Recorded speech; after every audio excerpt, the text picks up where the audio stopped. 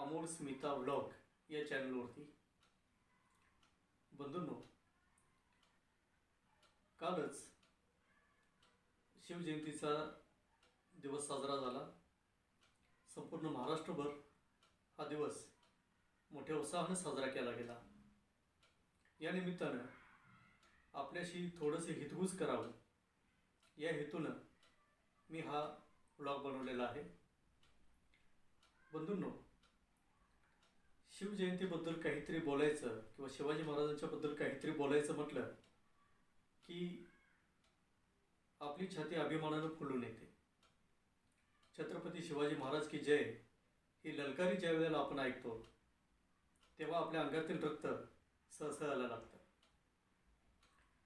बंधूंनो, या व्लॉगचं जे टायटल आहे, शिवरायांवरती मर्यादा कोणी घातल्या, हे वाचून तुम्हाला थोडंसं आश्चर्य वाटलं असेल की शिवाजी महाराजांसारख्या इतक्या उत्तुंग व्यक्तिमत्वाला, महासागरासारखं अथांग हे व्यक्तिमत्व, मग या व्यक्तिमत्वाला मर्यादा कोणी घातल्या असतील.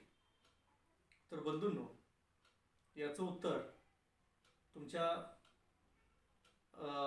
जिज्ञासेला जास्त न ताणता मी किंवा तुमची आतुरता फार न वाढवता मी हे सांगू इच्छितो की आपणच आपल्या काही अज्ञानामुळं किंवा काही गैरसमजामुळं शिवरायांसारख्या एका उत्तुंग व्यक्तिमत्वाला मर्यादित केलेलं आहे. हे बघत असताना मी काही मुद्दे या निमित्तानं तुमच्यासमोर मांडत आहे. बंधूंनो, छत्रपती शिवाजी महाराजांना समजून घेण्यामध्ये आपण कुठंतरी थोडंसं चुकलो असं मला वाटतं. छत्रपती शिवाजी महाराज यांचं वर्णन करत असताना मी त्यांना केवळ अष्टपैलू व्यक्तिमत्व असं म्हणणार नाही. कारण बंधूंनो, शिवाजी महाराज हे व्यक्तिमत्व हजारो पैलू लाभलेलं, म्हणजेच सहस्त्र पैलू लाभलेलं व्यक्तिमत्व होतं. आणि म्हणूनच शिवाजी महाराजांचं कार्यकर्तृत्व बघत असताना आपण केवळ त्यांच्या काही ठराविक गोष्टींकडेच लक्ष दिलं आणि म्हणूनच शिवरायांवरती आपण नकळतपणे कुठेतरी मर्यादा घातल्या असं मला वाटतं. शिवाजी महाराजांना बघत असताना आपण केवळ लढाया करणारा राजा या दृष्टिकोनातून बघितलं, परंतु छत्रपती शिवाजी महाराज हे किती न्यायप्रिय होते, किती मानवतावादी होते, किती दूरदृष्टीचे होते.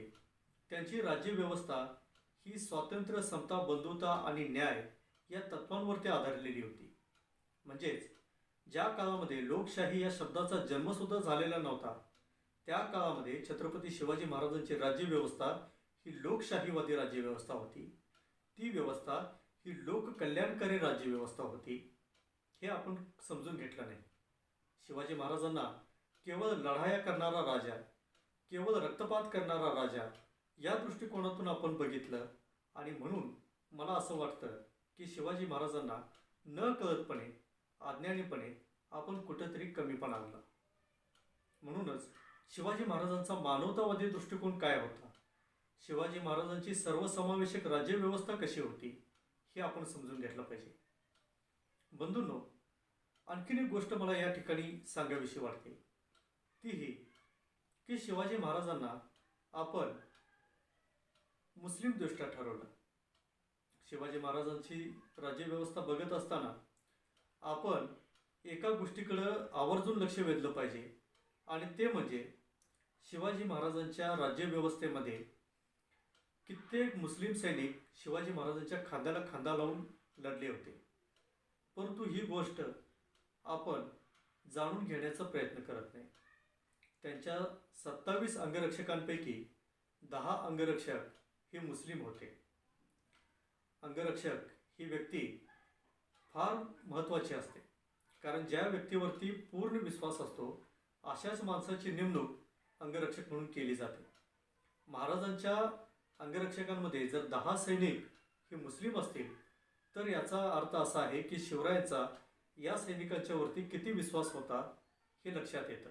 आणि याच्यावरूनच हे सिद्ध होतं की शिवराय हे मुस्लिम द्वेष्टे नव्हते, तर शिवराय हे केवळ अन्याय आणि अत्याचाराविरुद्ध लढणारे होते. शिवरायांनी ज्या ज्या ठिकाणी किल्ले उभारले त्या त्या ठिकाणी आपल्या सैन्यांना किंवा आपल्या रयतेला रयतेमध्ये असलेल्या मुस्लिम लोकांच्यासाठी त्यांनी मशिदी उभारल्या. तसंच कुराणाची प्रत जर त्यांना लढाईच्या वेळी सापडली तर ती प्रत ते आपल्या मुस्लिम सैनिकांना मोठ्या आदरानं परत करायचे. याच्यावरून शिवरायांचा समतावादी दृष्टिकोन दिसून येतो. परंतु ही गोष्ट आपण कुठेतरी समजून घेण्यात कमी पडलो. याचबरोबर शिवरायांना आपण केवळ महाराष्ट्रापुरतं मर्यादित मानलेलं आहे. बंधूंनो, शिवरायांना आपण जसं जातीच्या आणि धर्माच्या दायऱ्यामध्ये बंदिस्त केलं, त्याच पद्धतीनं शिवरायांना आपण केवळ महाराष्ट्रापुरतं मर्यादित केलं. शिवाजी महाराजांची प्रतिमा आज आपण केवळ महाराष्ट्राचे राजे आणि केवळ मराठ्यांचे राजे असे म्हणून आपण मर्यादित केलेले आहे. शिवाजी महाराजांना केवळ महाराष्ट्रापुरतं जर राज्य निर्माण करायचं असतं तर त्यांनी आपल्या स्वराज्याची सीमा महाराष्ट्राबाहेर मध्य प्रदेश, आंध्र प्रदेश, कर्नाटक, गुजरात या भागापर्यंत वाढवलीच नसती. अगदी उत्तर भारतापर्यंत त्यांनी आपलं सगळं स्वराज्याची सीमा वाढवलेली होती. याच्यावरून काय दिसून येतं की शिवाजी महाराजांना आपलं स्वराज्य हे फार व्यापक करायचं होतं आणि त्याच्यामध्ये सर्व जाती धर्मांना त्यांनी स्थान दिलेलं होतं. आणि त्याचबरोबर त्यांना या देशामध्ये जे काही परकीय आक्रमक होती, जे काही परकीय लोक घुसलेली होती, त्यांच्या अन्याय अत्याचारातून या लोकांना त्यांना मुक्त करायचं होतं. आणि म्हणूनच त्यांनी अशा पद्धतीनं संपूर्ण भारताला परकीयांच्या आक्रमणातून मुक्त करण्याचा प्रयत्न केला. परंतु हे समजून न घेता आपण त्यांना केवळ महाराष्ट्रापुरतं आणि एका जातीपुरतं मर्यादित करून आपण शिवरायांना कुठंतरी मर्यादित केलं असं मला या ठिकाणी वाटतं. आणि म्हणूनच आपण हे समजून घेतलं पाहिजे की शिवरायांचं कार्यकर्तृत्व किती मोठं होतं. आणि हे समजून घेऊन आपण जर युवकांपर्यंत हा संदेश जर पोचवला तर मला असं वाटतं की खऱ्या अर्थाने शिवरायांचं कार्य हे आपण जागतिक स्तरावर नेऊ शकू. बंधूंनो, आणखीन एक गोष्ट मला या ठिकाणी सांगावीशी वाटते की शिवरायांना आपण कुठे मर्यादित केले. तर काही मुठभर इतिहासकारांनी शिवरायांचं वर्णन करत असताना शिवरायांच्या अंगी काहीतरी अलौकिक शक्ती होत्या आणि म्हणूनच शिवराय हे यशस्वी होऊ शकले असं इतिहास मानलेला आहे. शिवरायांना पंख होते, त्यांना पक्षासारखं उडता येत होतं, शिवरायांना एका ठिकाणी गायब होऊन दुसऱ्या ठिकाणी प्रकट होता येत होतं.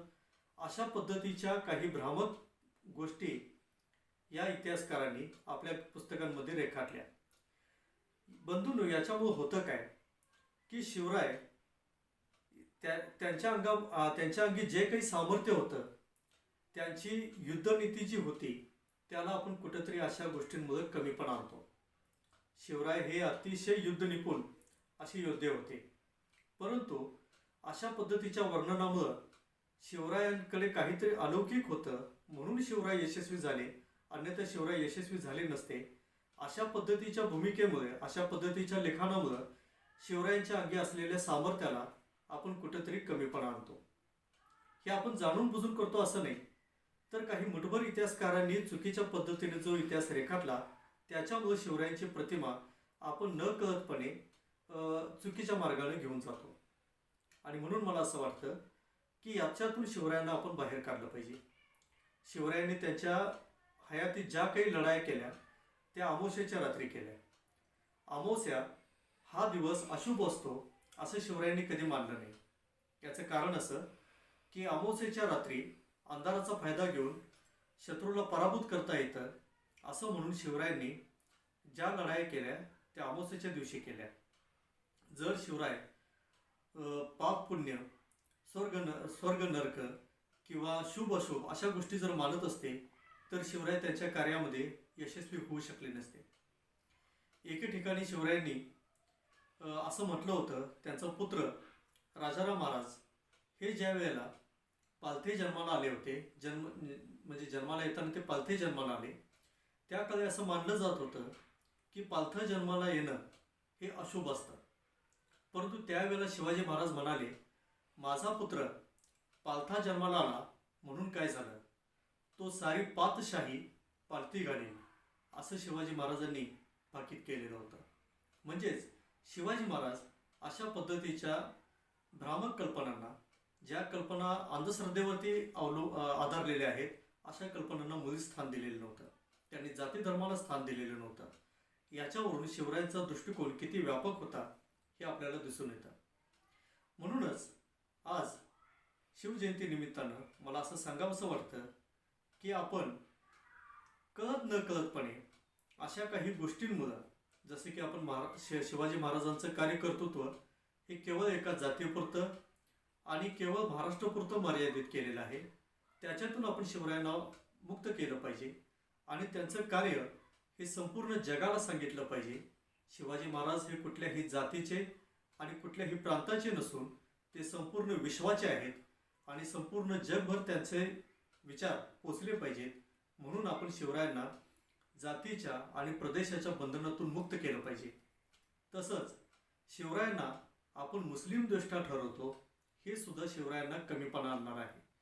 शिवरायांनी सर्व जाती धर्माच्या लोकांना सोबत घेऊन स्वराज्याची निर्मिती केलेली होती आणि म्हणून मला असं वाटतं की शिवरायांकडे बघत असताना मानवतावादी राजे असं म्हणून जर आपण बघितलं तर नकळतपणे आपण शिवरायांवरती जी जातीची मर्यादा घातलेली आहे त्याच्यातूनही आपण शिवरायांना मुक्त करावं आणि शिवरायांना मानवतावादी राजे म्हणून संपूर्ण जगभर त्यांना सादर करावं असं मला या ठिकाणी वाटतं.